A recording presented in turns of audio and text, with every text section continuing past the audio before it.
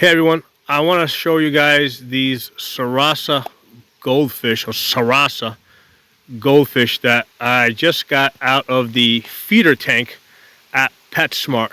Okay, so normally these are considered like fancy goldfish that go for like $6 a fish, but for whatever reason I've been getting them out of the feeder tank for like 29 cents a fish for the small ones, and the bigger ones I've been getting for 50 cents.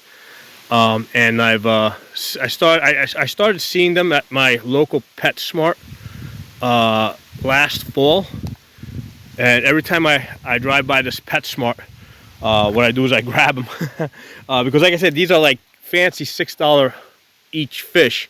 Well, maybe the small ones might be like $4, but it is a nice bargain. And the word Sarasa means painted in Japanese, from what I read. So we're going to put these guys here in the water so they can acclimate to the water temperature. Let me find a spot over here. I'll come back in about 30 minutes and I will release them. Put those guys there. Okay, it's starting to rain. So yeah, I think I bought the first ones last year. Let me see if I can find any. And they were like that. They were about like 2 inches. And now they're like, I've seen them in here, they're like 4 inches. Well, it's raining and it's a little cloudy, so I think the fish are like more towards the bottom, so I don't see any fish in here. But yeah, I've got a bunch of them here. It's like, what a great bargain. So the thing I was gonna say is, don't pass up the fish in the feeder tank at your local like big box store. There's a couple of reasons why they may end up in there. There might be like an overstock, which I don't think so, because I looked in the Sarasa tank and it was empty. There might be some imperfections, like the fins might be like not the standard, right? They might be like a little bit shorter, or the fish might be a little bit smaller. So there's a or it might just be that somebody in the store doesn't know the difference and basically is just lumping them together with the common goldfish, right? Because the lady at the store, like she knows me. She knows that I go by and I rescue these feeder fish, so she's like more than happy to scoop up the ones that I want.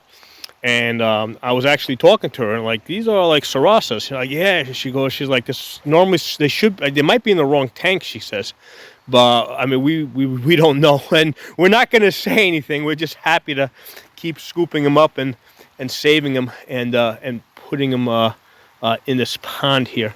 Let me see if like I said, it's kind of cloudy today, so the fish really don't want to be near the top, and it's drizzling. But yeah, this pond here is about 5,500 gallons, so about 5,500 gallons. It's been such a rainy year that this thing's like constantly full, because normally it drops a little bit in the summertime. But it's like end of June, and this thing is like full to the gills and like overflowing out the back that way. Right? That's the overflow over there. It's like, it's been a very wet year so far. But yeah, main point of this video is, when you go to your big box store, take a look at that feeder tank, because there might be some fish in there that you might really like, that may not even really belong there. Okay, and then when you bring them back home, whether it's to your tank or your pond, what you're going to do is you're going to put them in the water, like I did with this bag, for about 30 minutes and let them get used to the temperature. And usually what will happen is, when I release them, they'll sit there for a couple of hours. Sometimes like they'll drift off a little bit deeper, and they'll sit there maybe a whole day until they get used to their environment, because basically the whole moving thing stresses them out. So what they'll do is they'll just sit at the bottom of the pond for a day or two until they kind of get comfortable, and then they'll start swimming around. Okay, so that's not unusual behavior when fish do that. Let me get out of this rain, because it's starting to get a little bit annoying here. Talk to y'all soon.